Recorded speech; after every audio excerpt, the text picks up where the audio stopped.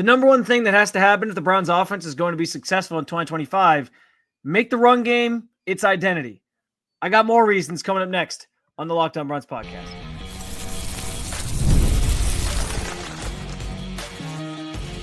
You are Locked On Browns, your daily Cleveland Browns podcast. Part of the Locked On Podcast Network, your team every day. What's up, Dog Pound? I'm Spencer German, your host of the Locked On Browns podcast. I'm proudly covering your Cleveland Browns each and every single day in the land and on the road. I've got a short list of things that need to happen if the Browns offense is going to be successful in 2025. Plus, on the day that rookies report to Berea for training camp, we preview two more position groups as we move to the defensive side of the ball. I do want to thank you for being on every day here at the Locked On Browns podcast, making us your first listen every single day. Remember, you can find Cleveland Browns content with Locked On Browns every week, Monday through Friday, guaranteed, with bonus content on some weekends as well, and it's totally free to you. Just hit that subscribe button wherever it is that you get your podcast. And, of course, at the Locked On Browns YouTube channel, where you can also get involved in the show by sharing your thoughts on anything we discussed today in the comments section. This is your team, so be part of the conversation every single day. The number one thing that has to happen for the Browns offense to have success in 2025 is make the run game their identity. It's the premise of why this team is going back to Kevin Stefanski's offense. That outside zone gap with some gap concepts mixed in, run scheme, where you get Wyatt Teller oftentimes pulling around the one side and being a lead blocker, but you get the outside zone stuff where running backs can just make a quick decision and go. That is the thing that they have to get back to doing. It's what made Kevin Stefanski's offense in the early years here in Cleveland so successful. And I understand, they pivoted to trying to blend his scheme with what Deshaun Watson wanted. I understand why you do that when you take the big swing they did on Deshaun Watson. It did not work. And we saw last year when Stefanski was forced to sort of really lean into the Deshaun Watson, this Deshaun Watson stylistic offense, and frankly, move on from people in the organization that he didn't want to move on from. All accounts are that he was fine with Alex Van Pelt being his offensive coordinator, but they wanted to get somebody who could emphasize Deshaun's strengths even more, and so that's why they hired Ken Dorsey. It went disastrous. I didn't necessarily feel great about it at the beginning, and the offense was not good last year. And then when they were their most successful, it was when you had that play action style quarterback in Jameis Winston under center, who could sort of use the run game as a weapon, or as a decoy, and then air it out and do some different things and be a pocket passer. And that was at least the stretch of the season that was the most exciting for a period of time, even though they only ended up winning 3 games. So it's no secret at this point. I have talked ad nauseum about the fact that this has been the focal point of this team all offseason, more 12 personnel, running the football, the things that you saw early on when Kevin Stefanski first got here. And frankly, the things that made Kevin Stefanski the right choice to be hired as the head coach back in 2020 when they brought him in here in the first place. It was this style of offense that lured him to the Browns. That was the reason why they wanted to bring him in. So the run game has to be the focal point. And that also is on the heels of guys like Joe Bitonio, Jack Conklin at the end of last season. And I brought this up before, locker room cleanout day. Both of them made comments and suggested that the offense was built too much around one guy. And that one guy, as we know, was Deshaun Watson, as I just talked about. And that they weren't necessarily doing the things that made them successful or were strengths of the offense as a whole in running the football and trying to maximize what the offense's best assets were, at least previously. And they kind of got away from that, and that they didn't have an identity last year. Those were some of the things that both those guys alluded to and said. And when you have those types of comments in the locker room, it becomes pretty clear what you have to do. And so the Browns' plan this offseason has been pretty clear. They've followed a very specific track to let's address the running back situation. Let's get our guys on the upfront healthy and try to get back to running the football. Let's bring in quarterbacks stylistically who fit more of what Kevin Stefanski wants to do rather than what Deshaun Watson does. And that's what's obviously played out in the way that they've constructed this roster. Now, there's a wrinkle here in the Quinshon Judkins legal situation, which we've talked about throughout the week, obviously, and the fact that he might not be out there if he gets suspended for a stretch of games. The fact that, we don't know how this is all going to play out yet, the legal situation, we have to let it sort itself out. And He doesn't have his contract signed yet, which now all of a sudden the second round picks are all signing as of yesterday. So maybe that gets the ball rolling on this. But there's multiple reasons why it's unlikely Quinshon's going to be in the building today when the rookies report, and maybe to start camp because of everything that's going on with him right now. So as that sorts itself out, I'm kind of going into the season not banking on Quinshon Judkins being there. And that's a big blow to a team that was trying to get back to, is trying to get back to the run game being their identity, because he's supposed to be your workhorse. He's supposed to be your first and second down guy, especially the guy that you're kind of relying on the most with some Jerome Ford and Dylan Sampson sprinkled in. And if you don't have him, that maybe changes the math a little bit here. I do think that is a blow to the grand plan here of getting back to running the football, but it doesn't have to be so devastating that they can't recover from it. And so with that in mind, yes, I do think it throws a wrench into things, but I still think the run game can be successful during a stretch where maybe Quinshon's not there, just maybe not as successful. And they're going to have to sort of sort that out during training camp if there is a suspension looming. Now, the biggest reason why I think they can still have some success running the football, even if Quinshon isn't part of their plans early on, or can't be part of their plans early on, is the offensive line. And I talked about this in our preview of the offensive line, the idea that this group is veteran laden, and they can, as we've seen before, be one of the best groups in football, specifically when it comes to running the football when healthy. And so that leads me to the second thing on a short list of things that have to happen if the Browns offense is going to be successful this season. The offensive line has to absolutely positively stay healthy. I feel good about guys like Cornelius Lucas that were brought in. I feel good about a guy like Tevin Jenkins.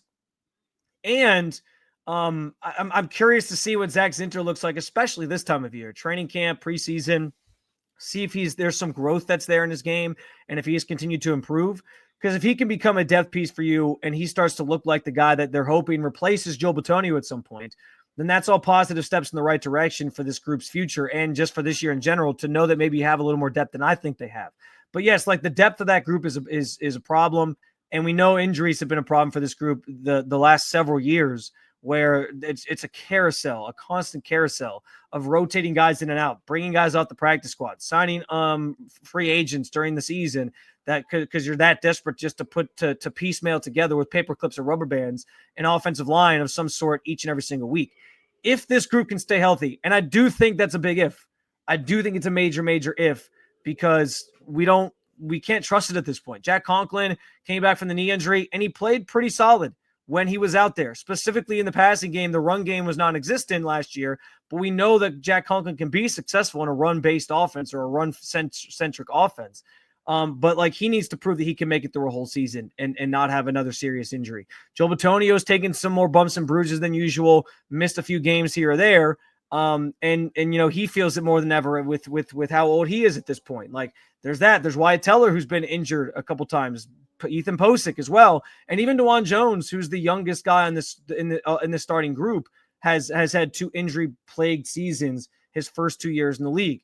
So that group, if the offense is going to be successful, they need the offensive line to stay healthy, both for the effectiveness of making the run game their identity, but also to just protect whichever quarterback is back there at any point in time during the season. I have 2 more things that have to happen for the Browns offense to be successful, including someone having to step up as in that wide receiver room, or just a pass catcher in general. We'll talk about it coming up next on the Locked On Browns podcast.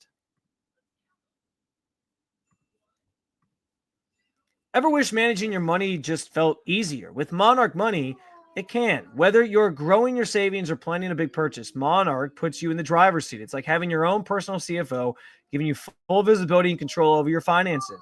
Monarch Money is more than a budgeting app. It's a complete financial command center. You can track all your accounts, investments, and spending in one place. So in addition to managing your money, you're also building wealth. My wife and I have been trying to get some bigger projects done around the house this summer. We also planned a couple trips this summer earlier on, and we needed to get a better look into our financial picture, where we could save some money and to do the things that we wanted to do. Monarch Money made managing our money together as a couple smoother than ever, and we sorted through all those things so that we could budget appropriately. Take control of your finances with Monarch Money.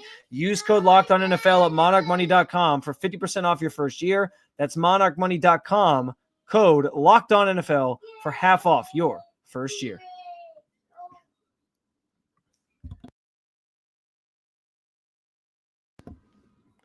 So I gave you the first two things that need to happen for the Browns offense to be successful. I have two more for you. And these two I think are maybe secondary to the first two, but still immensely important in the grand scheme and the grand scope of what this offense can do to maybe surprise some people this year and be better than they were last year. I think naturally the offense is just going to be better than it was last year because last year was a complete disaster. If they're as bad as they were last year or close to it, I mean, just right in 3 wins now. And I don't think that's going to happen.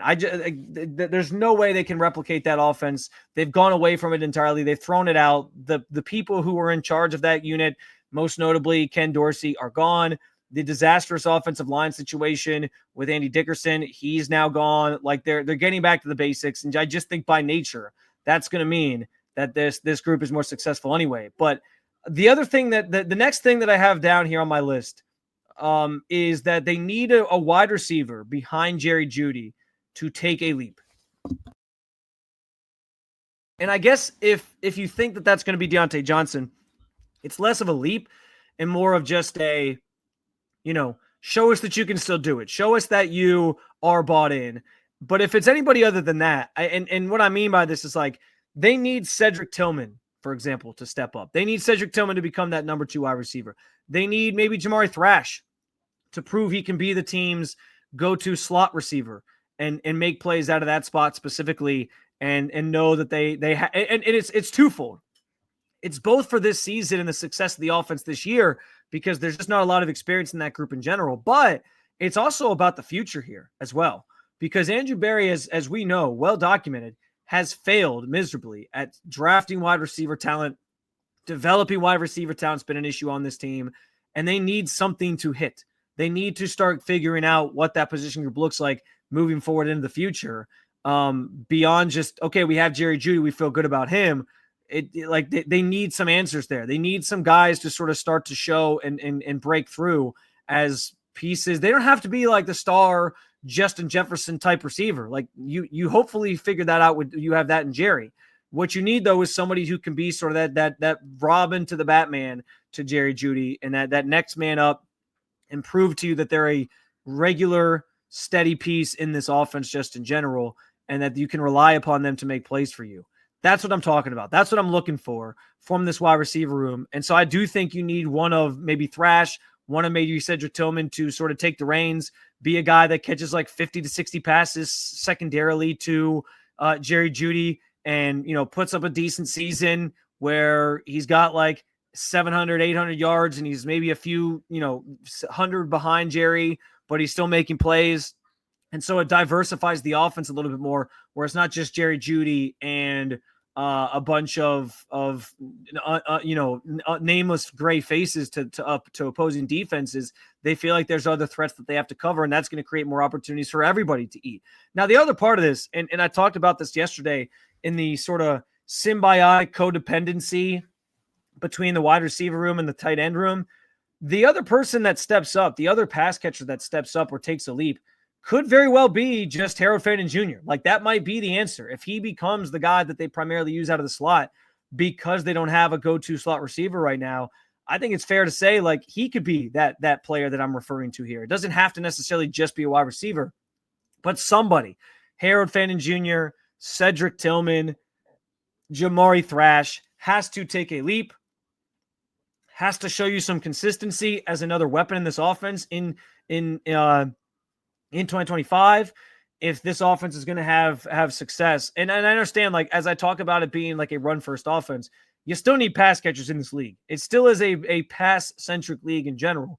And we know the Browns like to air it out via the play-action game when they have, especially when they have the run game working. Like, it's part of the reason as I talk about, like, which quarterback should start and all these different things. If they're going to go with a veteran, Flacco makes the most sense because he's going to lift up guys like Cedric Tillman, lift up guys like Jamari Thrash, lift up guys like Harold Fannin Jr., and make them better. And I think that bodes well for what I'm sort of talking about here. The idea that you can find sort of somebody who's a consistent threat for you beyond just Jerry Jeudy and, start to get a sense of, all right, our future looks pretty bright at this in some of these roles, these key roles on offense specifically because we have these players here now that are starting to blossom. And then the last thing, and this one is like as cliche as it gets, but it does bear mentioning. They need a quarterback who can take care of the damn football. That was a problem last year. They led the league in interceptions thrown. Part of that was the Jameis Winston experience. Part of that was Deshaun Watson was very, very bad. And it only got worse as the season went on in terms of like the quarterbacks that they pivoted to late in the year. It was not pretty. They were the last in the league just in turnover differential in general because they didn't cause a lot of turnovers on defense either.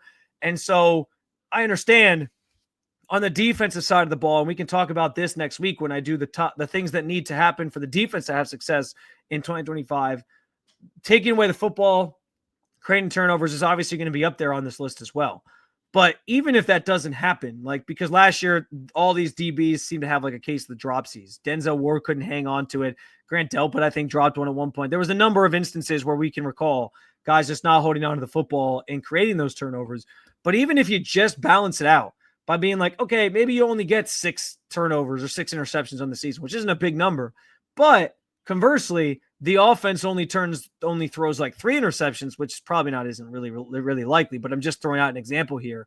Like, okay, that's at least a step in the right direction. If you cut down on the turnovers in general on offense, that at least helps the defense because they're not getting put behind the 8 ball, even if they can't create turnovers. So that is always going to be something that is harped on and talked about as a need for any team, any offense to protect the football, make sure that they are having extended drives down the field, not turning it over, because when you're giving freebies to the other team, it obviously puts you behind the 8 ball offensively, defensively, all those things.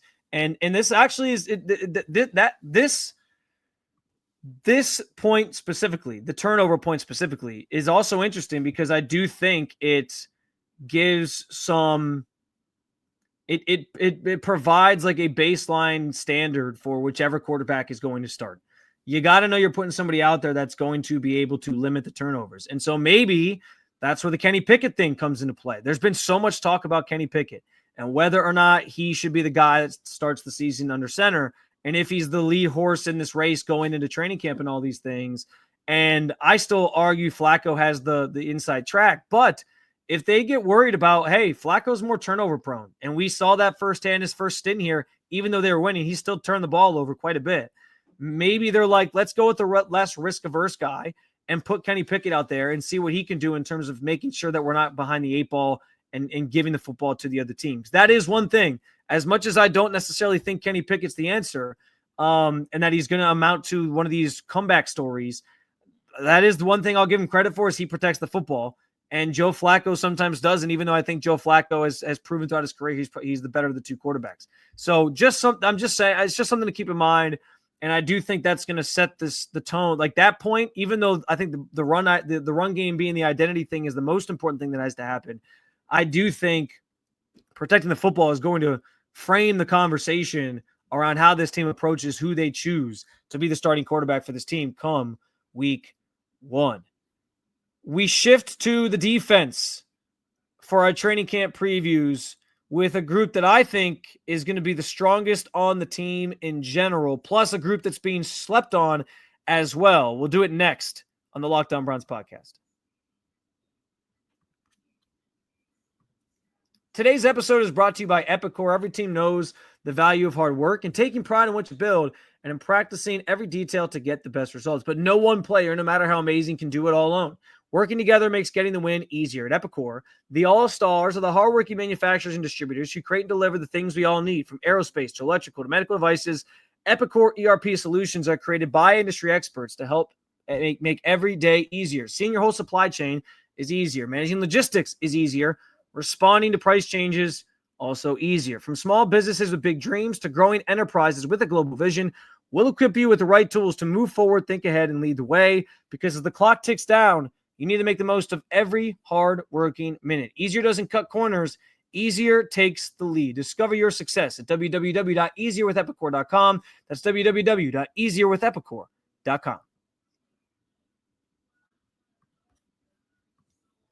So our training camp previews continue on the day that rookies report to Berea for the start of training camp. We know practices officially begin coming up here next Wednesday, but the team is kind of starting to get show up and be present. And we've gone through all the offensive positions, so I pivot now to the defensive side of the football. And I have not been shy about that, the fact that I think this Browns defensive line is the strength of this team, and that, frankly, I think they're going to be better than they've ever been, specifically while Kevin Stefanski's been here, but definitely while Jim Schwartz has been here. And that's saying something, because listen, I think the first round of Jim Schwartz, where you had Dalvin Tomlinson and Zadarius Smith and all those, like I think those groups were good. It's not that I don't think they were good. And obviously in 2023, the defense was just phenomenal in general. It's hard to top how good that defense was across like all three levels, really. But what I will say is, I admired the moves, or I liked the moves made by Andrew Berry this offseason to improve this group, try to find guys in the margins that make sense, and improve, I think, up front this line in general. And yes, like, do you take a step back to a degree without Zadarius Smith, who's more of a proven vet, opposite of Myles Garrett? Sure. But I think what you did on the interior of the defensive line to support Myles Garrett is just as important, if not more important. And on top of that, I think Alex Wright or Isaiah McGuire, one of the two, or both, seem poised to be able to sort of take that next step. As we talk about receivers taking the next step, one of those guys or both of those guys are sort of being counted on here to be ready for more of a prominent role, more of a heavy workload, be more prominent in this defense. And I think both those guys have shown some things at this point in their careers that they can handle that. So I don't think it's so vast of a drop-off with Alex Wright and Isaiah McGuire, and I'm actually really excited and intrigued by both of those guys to see what they can do now in their respective third and fourth years in the league.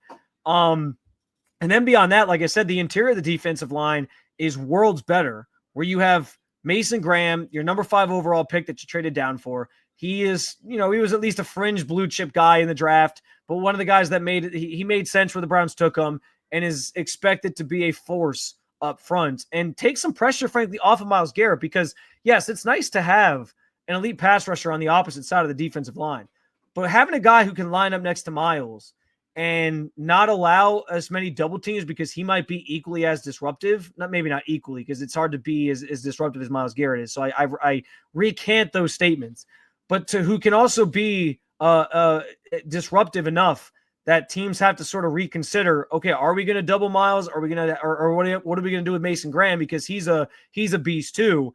I think that actually opens up Myles to make even more plays.